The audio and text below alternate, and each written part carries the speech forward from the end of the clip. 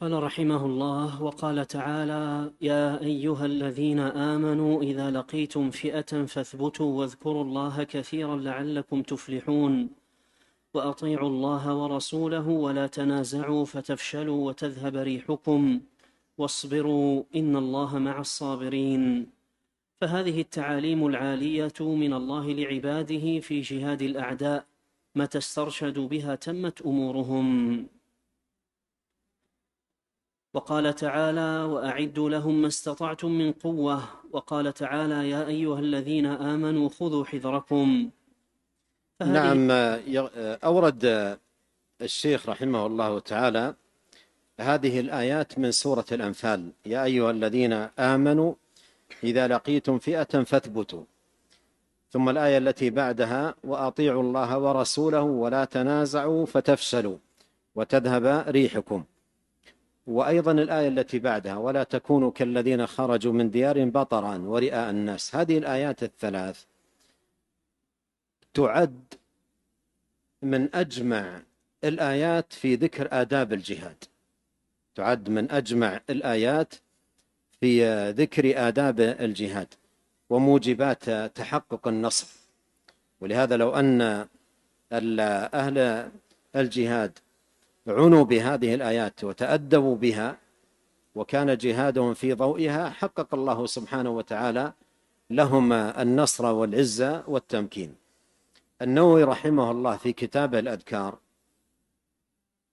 أورد هذه الآيات وقال: قال بعض العلماء: هذه الآية الكريمة أجمع شيء جاء في آداب القتال، أجمع شيء جاء في آداب القتال. أيضا الحافظ ابن كثير رحمه الله في تفسيره لهذه الآية أول ما بدأ الكلام عليها قال: هذا تعليم الله عباده المؤمنين آداب اللقاء، آداب اللقاء وطريق الشجاعة عند مواجهة الأعداء.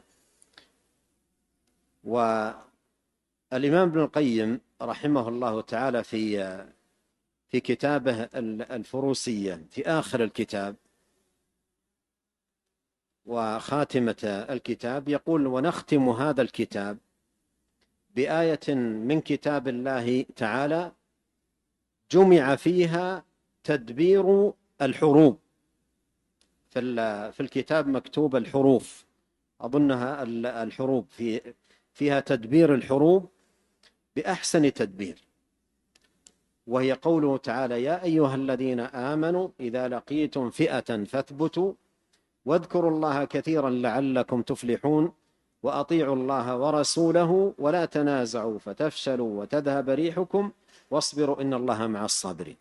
قال: فأمر المجاهدين فيها ب5 أشياء ما اجتمعت في فئة قط إلا نصرت، وإن قلت وكثر عدوها. أحدها الثبات، الثاني كثرة ذكر الله سبحانه، الثالث طاعته وطاعة رسوله صلى الله عليه وسلم، الرابع اتفاق الكلمة وعدم التنازع الذي يوجب الفشل والوهن، وهو جند يقوى به المتنازعون، وهو جند يقوي به المتنازعون عدوهم عليهم التنازع، فإنهم في اجتماعهم كالحزمة من السهام لا يستطيع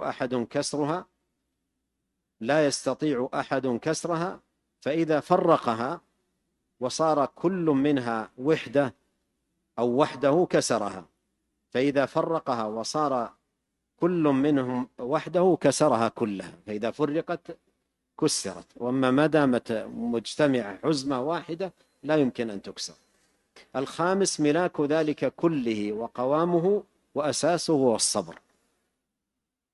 قال: فهذه 5 أشياء تبتني عليها قبة النصر، ومتى زالت أو بعضها زال من النصر بحسب ما نقص منها، وإذا اجتمعت قوى بعضها بعضا وصار لها أثر عظيم في النصر.